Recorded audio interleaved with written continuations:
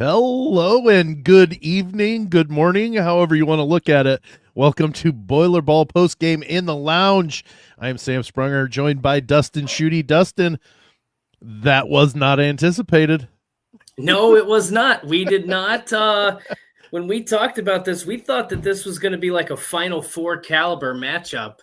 And what I can't say what the kids say these days, but something along the lines of like belt to behind or something along those lines. Is that how it goes, Sam? I think I told you got me kind of stumped on that one a little bit because I listen to my kids, but I've never heard that. Oh, well, it's pretty common, but that's what that was. Yeah, thank goodness my kids aren't common, Dustin. Yeah, there you go. You've kept them away from like the 6-7 nonsense. No, they still do that stuff. Man. That's rough. Okay. Well, but I mean, what a game. And just off the bat here, I'm going to go with this. And I can think of Michigan last year, but Michigan was not at that time. I don't think they were as good as many people thought Texas Tech was. The last game where I thought Purdue was this dominant, and this is just me like instant thinking, was that 2010 game on New Year's Day against West Virginia. And I think that was a top 5, top 10 matchup. I do believe you're right. I think it was a top 10. I think it was 4 against 7 or 4 against 8. I thought it was 3 against 7. So 4 against 7 might be right. But they controlled that game. I looked back. That was a 15-point win. And here we sit. Purdue just won this game by 30 points. And I'm not even sure it was that close. No, you know what, Dustin? I did it. It was about 15 and maybe some small change. So I believe it was the under 16 media timeout. I went back. I was looking, and I went back and looked. And then Texas Tech had their last lead at 18-17. With 11 and a half minutes left in the game. So in the first half. So that's the under 12 in the first half. In that time span, Purdue went on a 40-8 run. And that, I mean, obviously that broke their backs, but I mean that 40-8, that's an unheard of run. And the Boilers just they at one point had a much better percentage from 3 than they did from the free throw line. That's how kind of silly, ridiculous this was. And I don't mean that in a bad way. It was just like they were shooting out of their minds. They were playing out of their minds.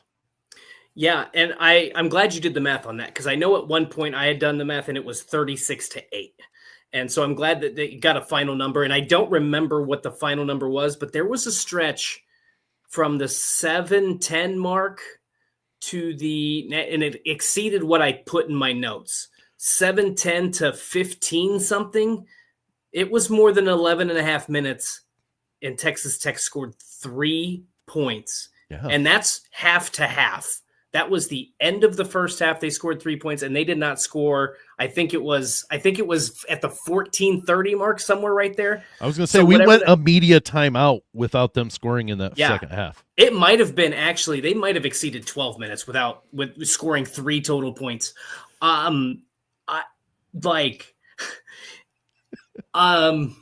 don't know. I'm sure that's probably happened. I don't know if that's ever happened in like a top 15 or top 20 type matchup. That was it. And to the point, like, I think the way that Purdue defended, Trey Kaufman-Renn, Oscar Cluff, and Daniel Jacobson, those 3 guys on the interior flummoxed JT Toppin, and Texas Tech didn't know how to respond. He still finished with like 15 and 8, but it was the most 13. It was the most ineffective 15 and 8 I've maybe ever seen in my life. Like, he just could not get into a rhythm. And outside of the first 5 or 6 minutes, Texas Tech could not hit a shot from the floor. Christian Anderson had 1 assist. Oof. One assist. And he came in averaging 8.8. I was going to say, it was right around 9 for those.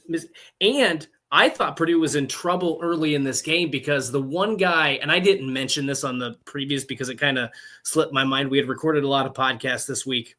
And so But Donovan Atwell came Yeah. into this game shooting like 48%, 49% from three. He is a sharpshooter in every sense of the term. He knocked down the first 3 shots from distance, and it felt like his next 6. Yes. Yes, but it felt like one of those games where Purdue has where you see Fletch knock down 3 in a row and you go, okay, he's yeah. And that's what I thought we were going to see with Atwell. And it was going to be, he's going to stretch out the defense. They're going to be able to get it inside to Toppin, and then they're going to have that inside outside kind of game going. But Purdue's defense, just like, this was the best I think their perimeter defense has ever played. And Texas Tech still got some open looks and just missed some of those. But by and large, like, everybody that came in and played defended their behind off. Well, the Texas Tech, here's the story. The way you can kind of look at it there, Dustin. Both teams made 8 3-pointers. Both teams did. Texas Tech shot 34 of them on 34 attempts. Purdue had 14 attempts. That's pretty good efficiency right there. 57.1% from the 3-point line.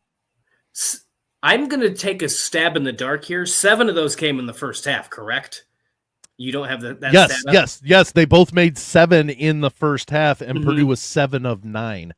Yes, and so they made 1 3, and so they were one of 5. That would be one of 5 then in the second half, because they didn't. Well, first of all, they didn't need to. So it's just at that point, get the ball inside, punch, and so we could just talk about like 90,000 different things. I thought. Oh, by the way, that 1 3-pointer, Daniel Jacobson. Oh yeah, I didn't even put that together.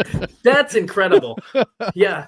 Oh wow. Yeah. That's this cherry on top of the sundae right there. Texas Tech was 1 of 13 in the second half.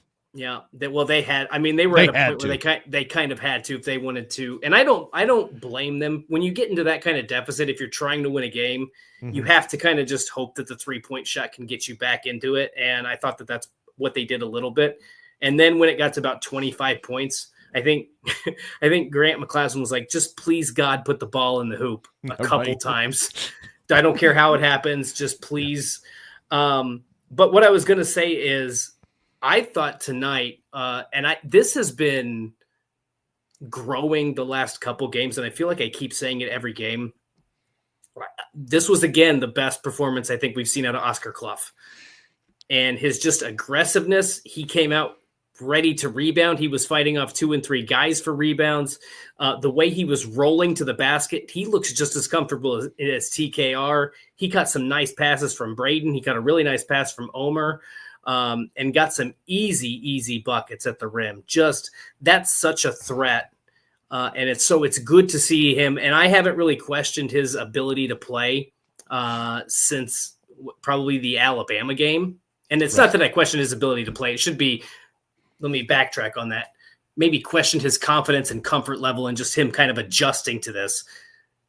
He's in it now. Like, he feels pretty good about himself. 15 points, 15 rebounds. He was a key piece to them tonight. He was one of the 5 takeaways I got from the Baha Mar. I just posted that right before we came on. If he continues, and I know it's not going to be night in and night out, maybe it will be, but I don't anticipate it being night in and night out. But with what he's been doing again in big games, especially as of late, Dustin, he could be an all Big Ten first team player with the way he's playing right now. I think Purdue's entire starting lineup. You're not incorrect, but let's. I just with the 15 and 15 tonight. Yeah.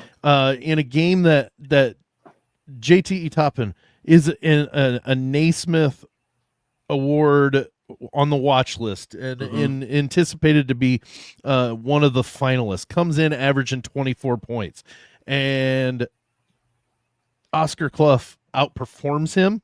He out-rebounds him. And again, we talked about last night's post, maybe it was this morning's Boilermaker Lounge. They all run together right now, where Kluff and TKR almost out-rebounded the entire Akron team the other night on Sunday.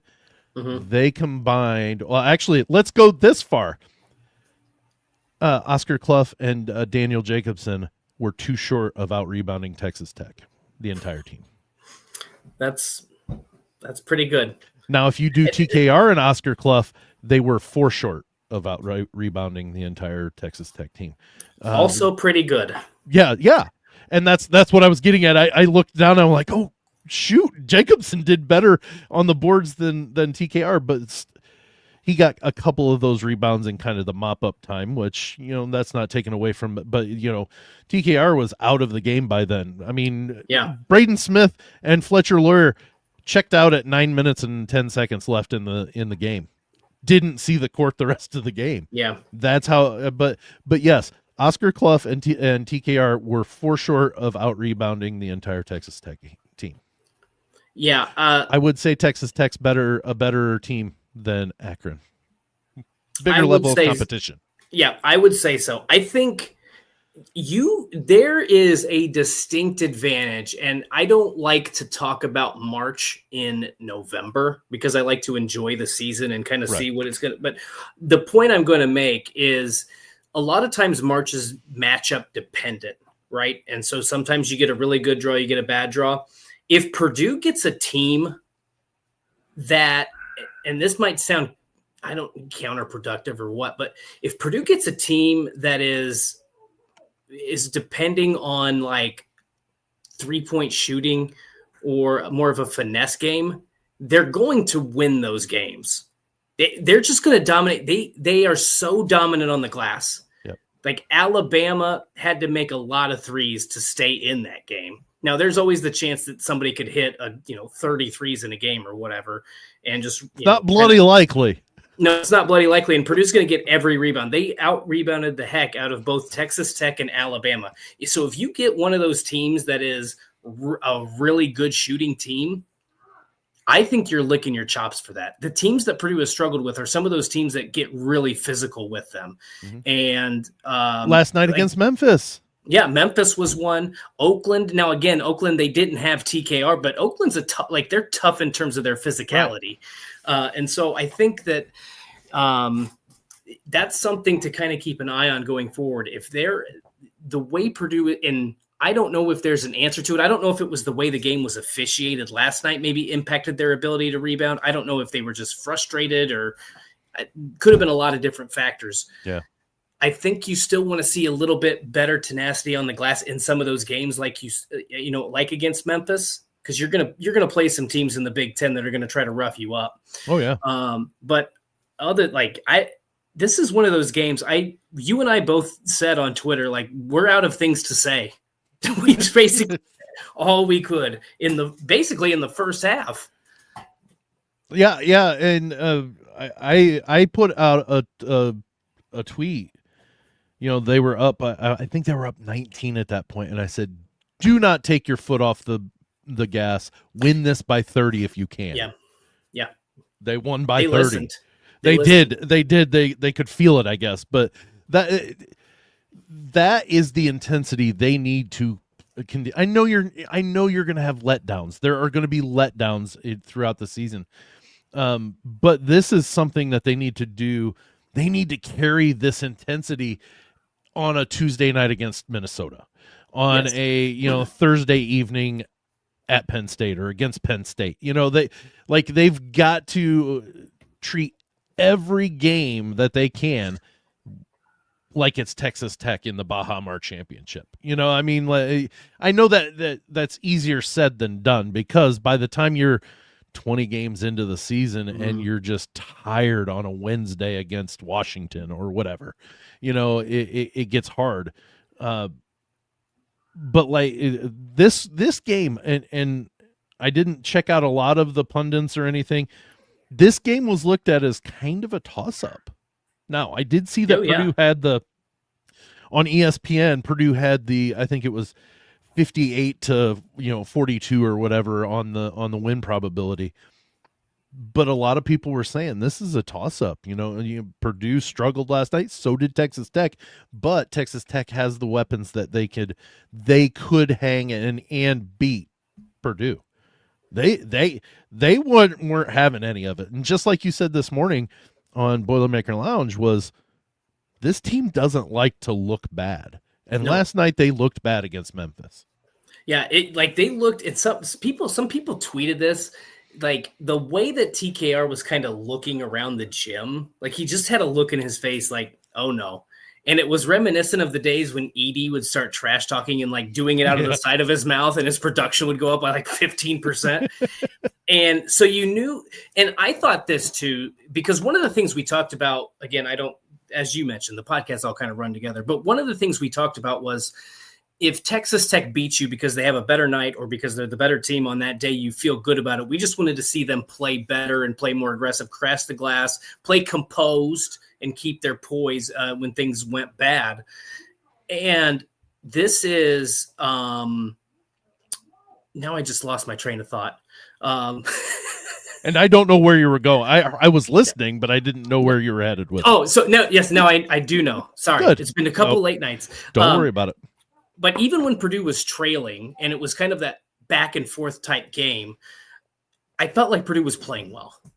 Yeah. I was like, both teams are just playing well right now. And this is going to be a fun game. Like from start to finish, this is going to be one of those nail biters. I'm sure, maybe one team will pull away, but it's going to be a hard fought game. And so by the second media timeout, I was like, even if Purdue loses this game, this is the type of performance you want to see, at least through. And little did I know that was the last time the game was going to be close. Yeah. That was the point where the second media timeout was when Texas Tech had the lead, and that's when Purdue went on their run, and it was just insane. They got their 5th straight consecutive season of an MTE championship. I forget who posted this, Dustin, that I got it from. But Purdue is 47-3 in that same time span. All 3 of those losses came last season. Yeah, they were. That was on the broadcast. Yeah, yeah, that's an insane stat, and that's not easy. That's not easy opponents either. No, that's the thing. Like you think about all these teams that there's been, and I don't remember the rankings, but there's been 3 Alabama games in there. There's been a Gonzaga game. Yep.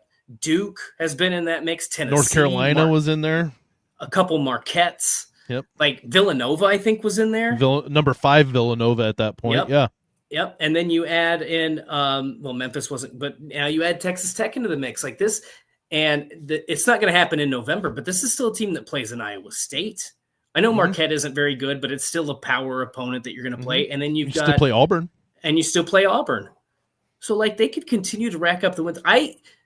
All 3 of their losses have come, and I don't mean to be, like, not saying this disrespectfully, but on the least talented team, maybe the least deep. The most searching, I would say. They were searching for an identity still at that point. The most susceptible team that they had, and that team didn't have a center. Right. You had to have a 6. I mean, they were basically Texas Tech because they had to have a 6'9" guy play center. Yeah. Yeah. And I mean, Marquette housed them. Auburn housed them. Texas A&M beat them by a couple in Indianapolis, but those were 3 big games that people were like, oh, Purdue could make some statements if they could, if they can hang with them. They just couldn't. The Marquette game was in Wisconsin, in Milwaukee, so that was an away game. The Auburn game was also in Alabama, so they got in Birmingham, and Texas Tech beat them so they didn't. You kind of could see it coming, but yeah, you're right. They had a 6'9" dude playing center for them. Yeah. They couldn't compete. But since that, like other than last season, no losses. And that is in it just blows my mind that they're playing that well against really good opponents over that 5-year span. Yeah, I mean, that's a credit to the culture, and it's a credit to retaining talent and, just not being afraid to play in those games. And I think that also sets, I think part of it too is Purdue's accustomed to this. At this point, it's just CJ Cox is only a sophomore, but so you play in those games as a freshman when he's at Purdue, right? And so when you get that experience, and that's just part of what you're doing, it's not like they went from last season to where they played one power team to now they're playing 5 or 6. Right. They're playing 4, 5, 6 of those games every single season. So that's just second nature to them. So these big games, yeah, they want to win them and they probably carry a little bit more juice, but you probably don't have the same level of nerves as you otherwise would. It's been impressive what they've been able to do. And this was tonight. I thought Purdue was the number 1 team in the country through this whole stretch, because for one reason, people didn't seem to consider that Trey Coffin-Wren wasn't in the lineup. I don't understand that. But either way, this was the first time I thought that they looked like the number 1 team, if that makes sense to people. Yeah. You and I kind of talked about this morning was, win or lose, Purdue could drop to number 2 because of the way Arizona has played and who they've beaten. They've beaten Florida, they've beaten UConn, they've beaten UCLA. Purdue said, hold my beer, and just whooped the daylights out of Texas Tech and said, you know what? We might keep that number 1 spot now because of that. It's a toss-up. If they give it to Arizona this next week, I don't know that I would be mad, but if they kept it with Purdue, there's nobody that could be upset that Purdue stayed at number 1 either. No, you could argue either way, but there would not be how do I want to say that? There's no right or wrong with those No, there two. really isn't. And you can't argue. And ultimately, again, it doesn't matter. But correct. Both teams have multiple signature wins. Purdue's have, this one came by a lot more. Purdue did it on the road. I don't know where Arizona's have come. They won in stores. I know they won at UConn. Okay, so that's a pretty impressive. That's an impressive win. I think the other 2 were on neutral courts. Neutral courts. Okay. Yeah. So yeah, I don't. Either way, it doesn't matter. But I think that after that performance, I think it's awfully hard to move Purdue down. Yeah. Yeah. And like I said, if they happen to move them down slightly, to number 2 and give Arizona, for one thing, it's November. Right. But another thing is Arizona's playing really well, but you know what? That to me is, we're splitting hairs. It's basically 1 and 1A in that aspect, I think, because they're both impressive. I mean, I don't know that anybody would have anticipated a 30-point win by Purdue over Texas Tech. And don't get me wrong, Texas Tech isn't the best team in the country, but they're a top 15. I mean, they started the season top 10. They're top 15 to tonight, and they deserve to be. We broke them down this morning in the Boilermaker Lounge. They have 6 guys that average 10 points a game or more. Right. So I mean, they're a good basketball team, and Purdue absolutely demolished them. Kept all but only 2 in double figures, and JT Toppin, who averages 24, kept him to 15 on 6 of 13 shooting. I think tonight was also a demonstration of just how important depth is in college basketball, especially on these short turnarounds. Because we talked about Texas Tech has played a lot of guys, but in some of those games, those guys were playing 2 or 3 minutes, and that was it. The only one who got consistent minutes off the bench is Jalen Petty, who's a freshman. So and he played 34 minutes tonight. Yeah, and so trying to do that on a short turnaround is really tough, especially when you rely heavily on one guy. I mean, they rely heavily on all 5 of their starters, but you know what I'm saying? Like JT Toppin usually carries a majority of that load, Christian Anderson. So you can throw 2 guys into that mix, I guess. But Purdue's able to bring in Daniel Jacobson off the bench, Omer Meyer off the bench, Jakari Harris off the bench, Jack Benter off the bench. They've got a 9-man rotation that they feel pretty good about. And those guys, and they could go deeper if they wanted. Yeah. If they wanted to, they could. I think that you saw the difference in just how you can keep guys fresh, how you can keep guys subbing them in and out. And it's not like they didn't need, none of their starters played more than 28 minutes tonight because they didn't need them to. Right. So, I mean, Yeah. these are the moments where you talk about how important depth is. I think Purdue's got a top, one of the best starting lineups in college basketball. We could argue whether it's the best or not. I don't know. And doesn't matter. But what sets them apart is when Omer Meyer comes in, there's no drop off there.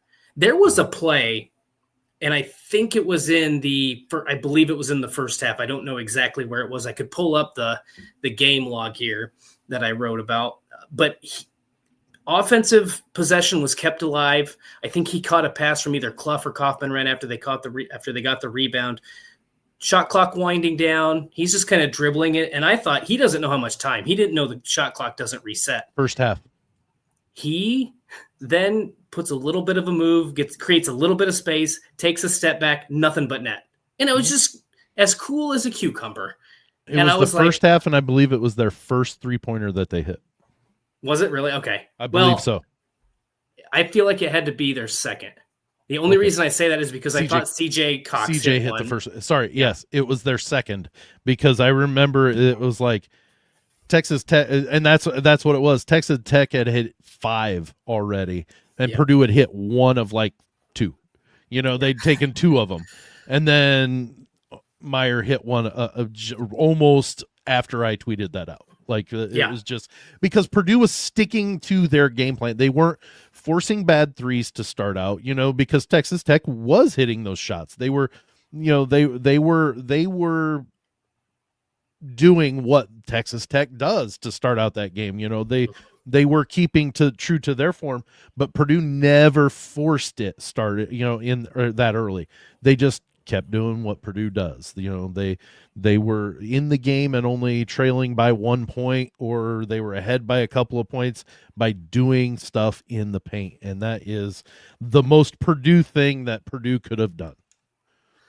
Yeah. I mean, and again, I was impressed with the poise and the little things too. There was a play. I'm not going to try to remember when all this stuff happened, because it could have happened at any point. But Correct. There was, Jack Benter chasing after an offensive rebound, throwing it off of the Texas Tech guy. Now it may have hit him again, and they made the wrong call there. But the effort point is what I'm talking about. Tomato, Dustin. Come on. Early in the second half, when Purdue's up 25. There's a play where the ball is being chased down to the far sideline. Trey Kaufman sprints from underneath the basket, runs into a Texas Tech guy, and still secures the rebound. That's the type of effort. And again, Oscar Cluff throughout the night, grabbing rebounds left and right. Guys just defending really well. Fletcher Lawyer hitting back-to-back 3.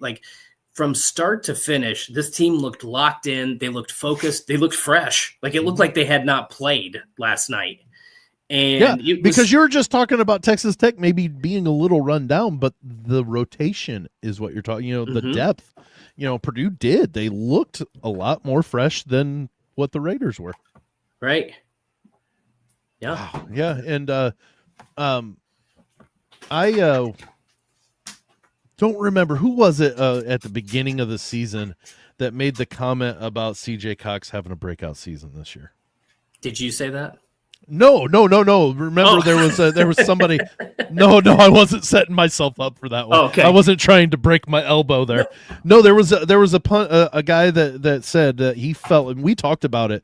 You were a guest on at that point, and Grant, you and I talked about it, and you said you felt that he had his breakout season last year. Yes, it's possible we could be seeing CJ Cox starting to break out even more. Yeah, that's true. Yeah, my argument was he had his breakout last year, and he was going to see probably about the same minutes, and so I didn't know, with Kluff coming in. Was it Rothstein? Yes, it may have been him. May have been John Rothstein. Yeah. I mean, that was my argument. Not that CJ Cox isn't a good player. It was I thought he had a really good season last year, and it would be hard to kind of trump that. I thought if you wanted to give him a quote unquote breakout season, it would have to be next year when Fletch and Braden and those guys are gone. That's when he could really kind of, maybe be a 20-point per game scorer. But if CJ can provide that level of punch from, he gave them a great spark early in this game. But what really impressed me was yesterday or Thursday was when nobody else was hitting shots. CJ was just I'm just going to be out here doing my thing. I'm opening the corner, knocking down those. If he doesn't hit those shots, Purdue doesn't win that game yesterday. And we're not talking about this right now. We're talking about Purdue playing Wake Forest and hoping they didn't succumb to a Miles Colvin 3-point shot. Who, by the way, averaged 20 points in the Bahamas. Just saying. Yeah, that first we should have known that there was going to be some crazy juju out there when he knocked down that 3. And by the way, that was so cool. And then I don't know if you were tuned in at that point, but he knocked down that 3, and then everybody in the stands, which it's 90% Purdue people, are just chanting his name. And I thought that was really cool because I don't know how many fan bases would show that level of support to somebody who left the program in the transfer portal. So I thought that was a really cool moment for him. And then for Purdue to come out and just run Texas Tech out of the gym, just a great night all around for Purdue. For gold and black in general. Yeah, there you go. Right? There you go. Fair. Yeah. Well, it's there's a little bit of a break. I believe the next game's Eastern Illinois on Friday, correct? They have a few days off. So Black Friday, the Purdue Boilermakers take on Eastern Illinois at Mackey Arena. But goodness gracious, what a way to wrap up this week of craziness. We started in Mackey getting Coach Painter his 500th against Akron, travel to the Bahamas, struggle against a Memphis team that we weren't too sure about, and you know what, they're better than what I anticipated. They will be a tournament team. That's going to be a tournament team win for Purdue on their resume. I mean, that's just going to be by the end of the season.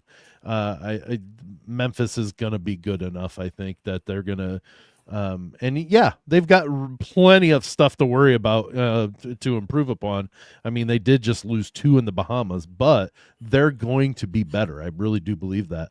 But then just the complete and utter dismantling of Texas Tech in the championship was the icing on the cake, the cherry on the sundae, whatever you want to call it. Made it wonderful to go into Turkey Week going, hey, we have a strong claim to the number 1 spot in the country, and to feel good about claiming that number 1 team position. Yeah, I mean, I legitimately feel like I think there were a lot of people in that 23-24 season. Everybody knew how good Purdue was, but there were still some questions, and I think probably a lot of those stem from the previous season, losing to a 16 seed, yada, yada, yada. How good are those freshmen going to improve to be, Right. Yeah. Correct. And so, but the thing that's, you just look at Purdue and you're like, where's their weakness? People talk about their lack of athleticism, but that really doesn't, they're able to offset it with their size and their basketball IQ and what they run. Mm-hmm. I mean, if some team Alabama was super athletic, and again, it took them, they had to hit, I don't remember the number, but they hit a lot of threes with 15, 18, something like that, hit that many threes in that game to make it to hang with Purdue. So you just look at it and it's like, where's their weakness? And remember, this is still game 6. And I know Trey, Fletcher, Braden have played a lot of basketball together. Jakari, CJ, but Daniel's basically a new player. I mean, I know he's been on the team and he knows the offense, but he's basically new to the team. Oscar Cluff new to the team. Omer Meyer new to the team. Basically, it seems like it almost feels like game 6 is game 1. This was the first of this team really just we're gelled together. And sometimes these trips will do that. You're away from you're spending some time together. You're getting to know each other a little bit better. So I don't know. It's going to be fun to see how this non-conference goes. And then, shortly after that Eastern Illinois game, we hit conference play. Purdue will play Rutgers on the road, which Rutgers is not a good basketball team, Sam, but for whatever reason, I still don't want to go to Piscataway. It's been the 7th circle of hell for Purdue to play up there, even when they're really good and Rutgers is not. So you got to exercise some they've won a couple in a row up there, but it feels like you still have to exercise some demons. Oh, well, it's one of those that you always remember the losses, and they have just been so brutal going to Piscataway and playing Steve Peichel and the Scarlet Knights. But yeah, it's this non-conference schedule. It's not done being difficult either. No. Auburn's playing a lot better than what they started out, because they're still feeling out their new coach, even though Pearl was on the staff. He's still a new head coach, and but Iowa State is not a bad basketball team. No. Are they what they were last year? No, but they're not a bad basketball team. Marquette, Shaka Smart as their coach. You never really discount them completely, even if they're struggling. I think Iowa State's averaging around 94, 95 points per game, maybe more. They're 4-0, so that's going to be a tough test. Auburn is Auburn's 4-0. Marquette isn't very good. Rutgers, they lost to Central Connecticut State or whatever the hell. Yeah, by 20, wasn't it? No, they were down by 10 or 12, I think. Yeah, I was going to say, I think they lost by 9. Yeah, when I saw it, I think it was... No, you were closer. They lost by 13. I was going to say, the last I'd seen, I thought it was 16 or 17 points. And Central Connecticut. It was Central Connecticut, wasn't it? Yeah, yeah. The Blue Devils. I just don't know if there's a state in their name or not. Central Connecticut State, maybe? There might be. See, look, here's the thing, though. We don't need to talk about all this, but I keep going through these scores. Kent State has scored 110 points, 97, 86, 102, 76, 93. Now, it's not like they're playing Texas Tech and Memphis and those teams, but nonetheless, Purdue schedules a lot of teams that can score. Yeah. Well, you know what? That I do not feel bad about that at all, because you know what? That makes us more battle-tested for that March. Especially, we talked about this with Akron, especially with those kind of teams, it's a good way to test your defense. Yeah. And I think that's what Matt Painter wants. Like he's talked about, he's like, I have no concerns about the offense. Like there's going to be nights we don't make shots, but by and large, for the majority of the season, I'm not concerned about our offense. Where we need to get better is defense. So it doesn't surprise me that his approach to scheduling. Now, the power conference teams are usually set a little bit further in advance, but the mid-majors, scheduling those teams that can score in bunches, that doesn't surprise me, because he's probably saying we got to figure out ways to stop teams that run different schemes, different sets. So that's going to be something to kind of watch here. And when Purdue plays some of those games where you're looking and saying, I don't know if it's going to be that good of a game or whatever, those teams can score, and that's where you're going to be watching Purdue's defense. Because tonight was that was the best defensive effort we've seen all season from this team, and it's something where you can, I think, you take a lot from this and carry it over to the rest of the season.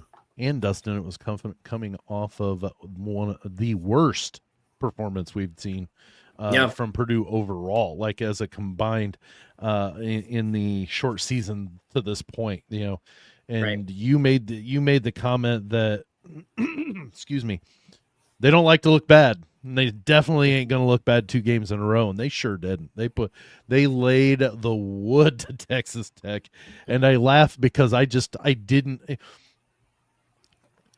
watching it, and I've got the stats, the live stats update. According my satellite was slightly off, so I was seeing the score bump up on the live stats quicker than watching it, and I'm like, oh my gosh, this is ridiculous. Like this is just a game that I did not anticipate, and definitely something to be excited about, because they're doing it against good teams. Yep. They have 2 really good wins now. We've talked about, I think Akron's probably the best mid-major they've played. Oakland was a good competitor, but that was without Trey Kaufman-Renn, and they'll play. I honestly don't know much about Eastern Illinois. I'm not going to dig into them right now. But the point is that what you saw tonight, Purdue can beat anybody in the country if they play at that level. And I don't even think they have to shoot as well as they did. It certainly helps if you can shoot that well, but they don't have to shoot that. If they can defend that well, crash the glass that well, they can beat anybody in the country. Even Kentucky? The Super Bowl champs. I digress. I have plenty of Kentucky fans as friends. I don't care. Bring it. Don't blame you. Yeah, don't blame you. But yeah, that and I'm not sure about the post game for Black Friday because I've got family stuff going on. I'm not 100% sure we will have a post game going that game, but I was gonna say I've got immediately after that the football game, which that's going to be legitimately Black Friday. Black might and be a Blue funeral. Friday. Yeah, so I'll be going from the basketball game to the football game, so I will not be available for the post game. So we may just scrap that one. I was going to say we may just say, you know what, we're not going to have a post game for that. Still up in the air because we're not sure about our national champion Grant Flora. He and the Indiana Wesleyan cross country team won the NAIA national championship this morning. So, well, Friday morning. I guess we're on Saturday morning right now. But congrats to Grant. But he'll be back, and I assume that we're probably not going to have a post game on Friday. Yeah, it's going to be a busy weekend, and we got plenty of games to evaluate after Friday. Correct. And so this is we're now 41 minutes into this post game reaction. We could probably talk further, but you know what? It's 1:00 in the morning Eastern time. We're gonna go ahead and call this a day. For the 5th straight season, though, Matt Painter led Boilermaker team has won an MTE championship trophy, and in great fashion, 86-56 over the 15th ranked Texas Tech Red Raiders. Dustin, go get some sleep. And you've got a bye week for Purdue football, so you don't have to worry about that. But you got to get geared up and ready to go to West Lafayette and get some Purdue stuff in this week. Yeah, we got all 4: women's basketball, men's basketball, football, and volleyball this weekend. So it's going to be fun, and I'll get some rest these next couple days. All right. Well, thanks so much, everybody, for joining us in Boiler Ball post game in the lounge. For Dustin Schutte, I am Sam Sprunger. We will see you later.